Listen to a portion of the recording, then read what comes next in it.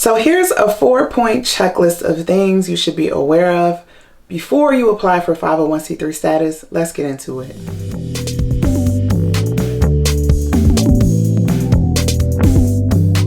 Hey there, this is Tiffany with Boss on a Budget. I teach people how to start nonprofits and raise money for their nonprofits, especially from ground zero.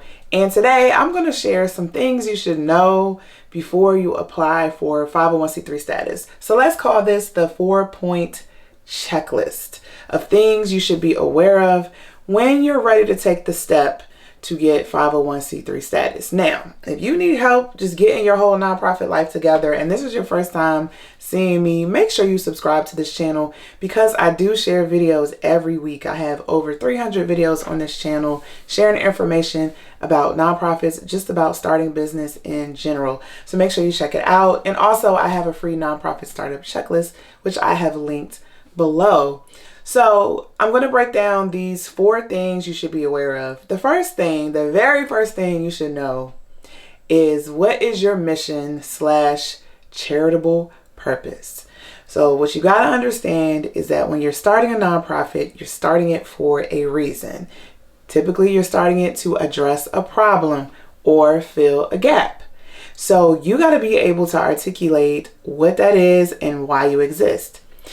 Why does that matter? Because when you're applying for 501c3 status, you have to apply to make sure you fit the criteria to be a 501c3 organization. Just because you're a nonprofit doesn't mean you're automatically eligible to get 501c3 status. You have to fit the criteria of being a charitable organization or organized for educational, scientific, religious reasons, right? So you have to meet the IRS's criteria so that they can approve you. Some people make the mistake of thinking, well, just because I organize as a nonprofit and I say I'm a nonprofit, then the IRS is just going to recognize me that way.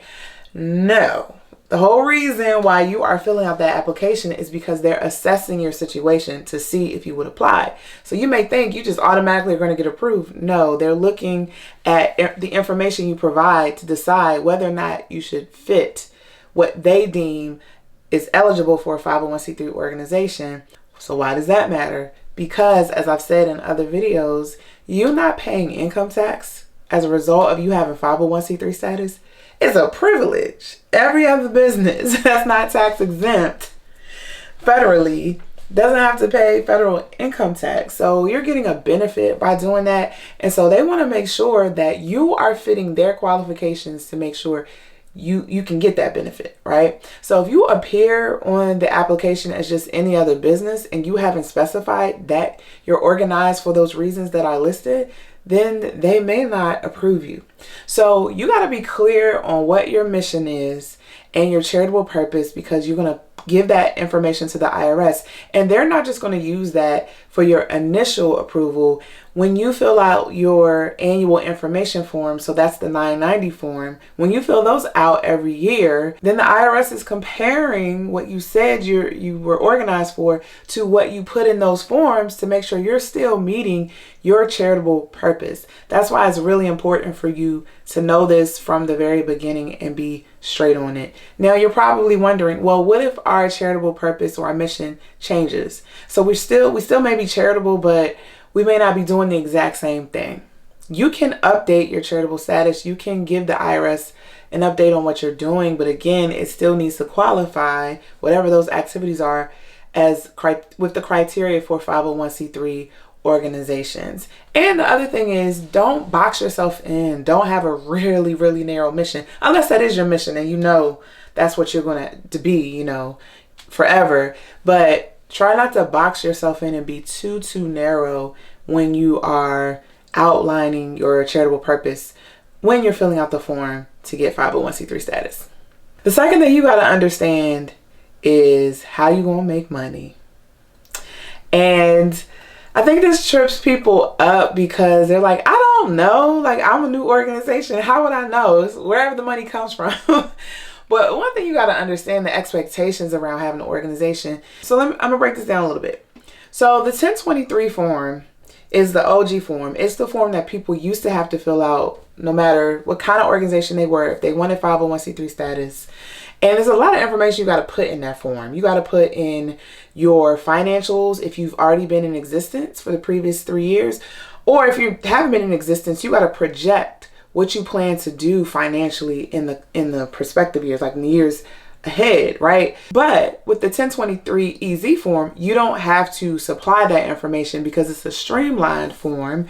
And part of the eligibility for that is if you're not going to make over 50,000, then you will be eligible for that form. So it's not necessary for you to put detailed financials in there because you're not going to be making more than 50,000 anyway, right? But the expectation should still be there whether you're doing the big form or the easy form.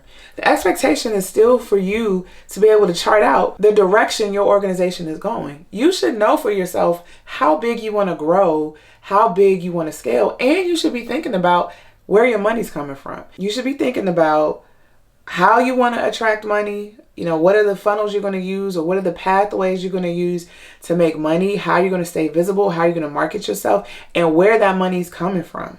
And it shouldn't just all be grants, right? So on the surface, it seems like, well, I don't know where my money's coming from. I'm new, like whatever. But you should have a plan. That's the point of it all. You should have a plan. You should have some idea. And here's not to say like once you execute, you're going to shift, you're going to adjust. Of course, we all shift and pivot. But you need to have some idea from the beginning. So ask yourself, how do we plan to make money? And this is my thing. This is what I teach. You should know how you're going to make money before you even sign any kind of paperwork. Because if you can't figure out how you're going to make money, how you're going to be financially sustainable, you should think seriously about whether or not this is the right structure for you, right? And not everything is meant to be a nonprofit. And that's something that a lot of people don't want to say, or a lot of people just don't want to admit. But not everything is worth it, right? So you got to know that for yourself. You got to do that like market research and planning before you do paperwork so you can understand whether or not this is the right direction you want to take. And part of that is figuring out how you're going to make money. And you need to be thinking about how you want to make money because your organization is not going to stay around long without financial resources. And some people go into this saying, oh, I'm just going to pay out of my pocket, or, you know, I'm not worried about it. I'm just going to finance it. Let me tell you this. After talking to and encountering, I would say at this point, thousands of founders, you're going to burn out. Whether you believe it or not, you're going to burn out. You're going to get tired of spending everything out of your pockets. And there's going to come a point you're looking around and saying, other people need to support this mission too, not just me, right? And if your plan is just for your money to come out of your own pockets and you don't ever plan to solicit money, then that may put your organization at risk. There are some caveats about this though, because if you're not making enough money, this may not matter. But if all of your money is coming from one source, you are not a public charity, right? If all of your money is coming from one source, technically you are operating like a private foundation. And if the IRS gets wind of that, once you're making enough money at a threshold where they start paying attention to that, it's like, wait a minute, you're not a public charity. You should be designated this way, and they may take the steps to redesignate you. Now, I'm going to stop here because this may be one of your first videos watching me, and you may not understand the difference between a public charity and a private foundation.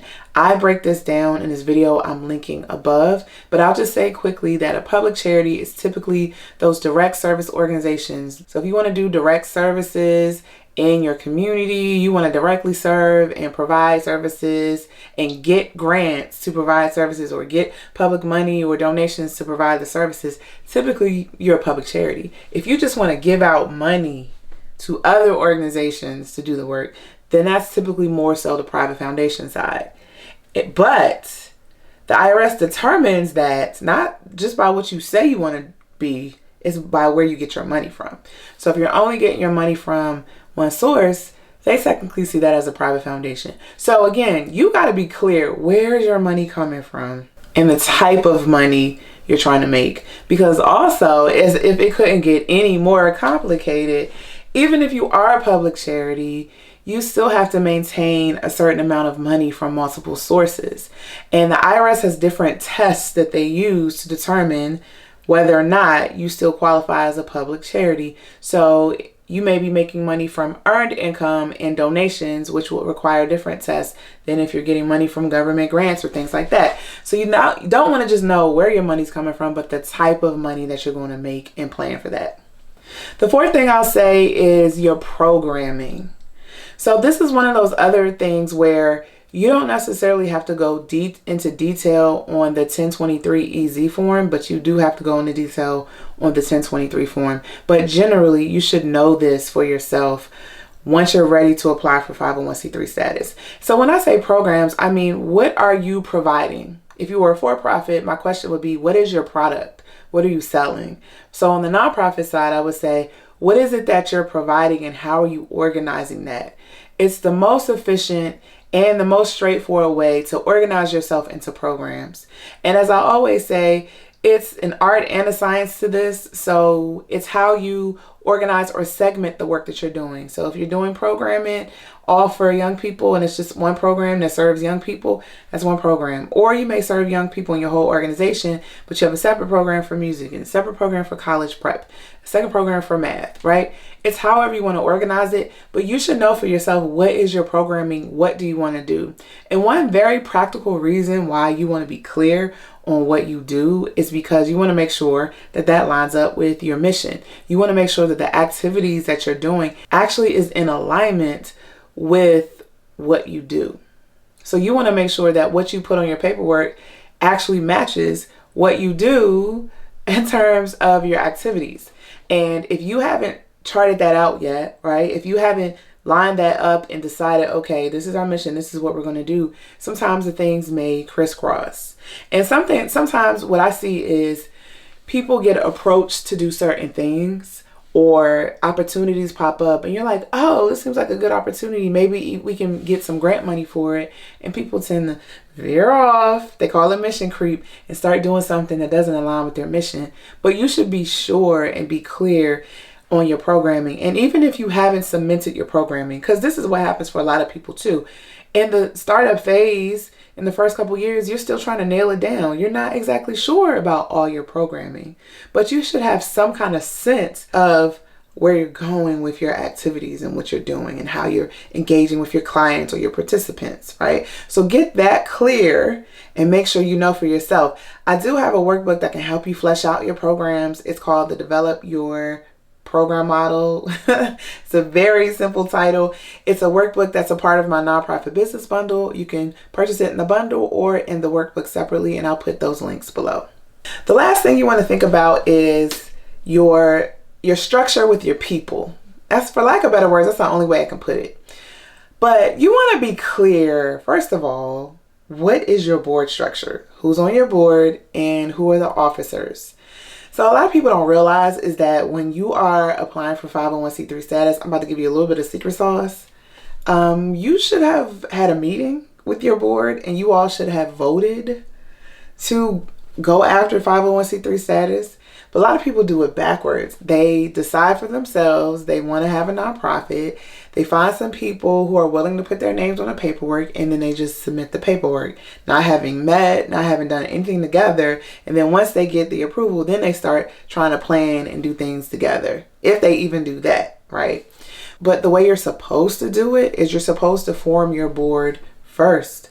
And then as a board, you make decisions together about how you want to move forward, and you document that in your meeting minutes, so that's documented, so it becomes a legal record of the decisions that your organization has made from the very beginning. And you don't destroy those documents, you keep them forever, right?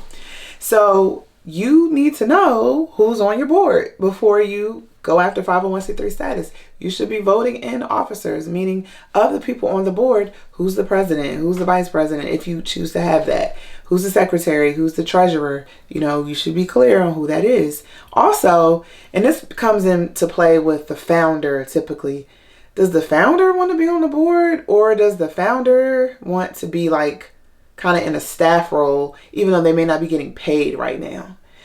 Do they ever want to be on the board? Do they want to start on the board and roll off? Like, these are some questions you want to think about so that you're very clear on whose name you're putting on this paperwork. Now, you can still put in care of, right? Like, so if you're not on the board as a founder, but you want to be the point of contact, you can still do that. But you got to be clear who is legally responsible for this organization, and that starts with the board. So be clear on that and be clear on where you as the founder want to fit. Now, as a founder, you might be confused being like, well, why can't I be on the staff and board too?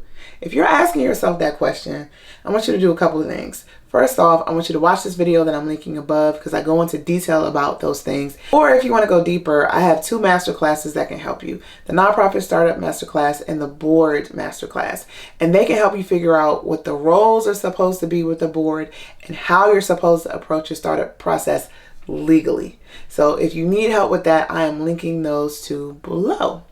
Thank you so much for watching. If you need help with your nonprofit, make sure you visit me at bossonabudget.com. And if you need a sense of community, if you are in the startup journey, but you feel isolated and you need ongoing help, stay tuned. I will be sharing information about a new initiative, a new program to help people just like you. Thank you so much for watching, and I will see you in the next video.